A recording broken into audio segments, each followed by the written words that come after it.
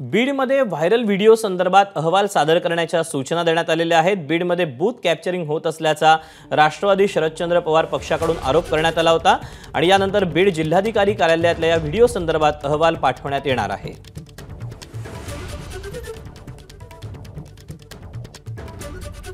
अधिकचे अपडेट जाणून घेऊ। वेदांत नेब आपल्या सोबत आहे।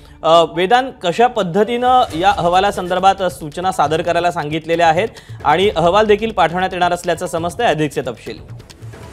दीपक, यामध्ये काही व्हिडिओ जे समाज माध्यमांमध्ये व्हायरल होत आहेत, ज्यामध्ये ईव्हीएम मध्ये छेडछाड दाखवण्यात येते, तर काही ठिकाणी जी मतदान प्रक्रिया बाधित होत असल्याचे ते व्हिडिओ आहेत। यावर निवडणूक अधिकारी कार्यालयाने स्पष्टीकरण दिले। त्यांचं असं म्हणणं आहे की यातील काही व्हिडिओ हे राज्याबाहेरील आणि जुन्या मतदान प्रक्रियेचे आहेत, तर काही व्हिडिओचा कुठलेही या निवडणुकीशी संबंध नाहीये। एक जो व्हिडिओ आहे तो बीड लोकसभा मतदारसंघातला असल्याचं सांगितलं जातंय।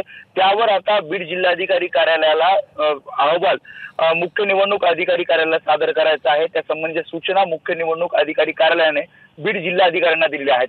बीड जिल्हाधिकारी कार्यालय हे या सगळ्या व्हिडिओ संदर्भात तपासणी करत आहे आणि अहवाल लवकरात लवकर मुख्य निवडणूक अधिकारी कार्यालयाला सादर करेल, ज्यामध्ये नेमका हा व्हिडिओ कुठला आहे, काय नेमकं तिथे झालं, हे सगळी माहिती समोर येईल।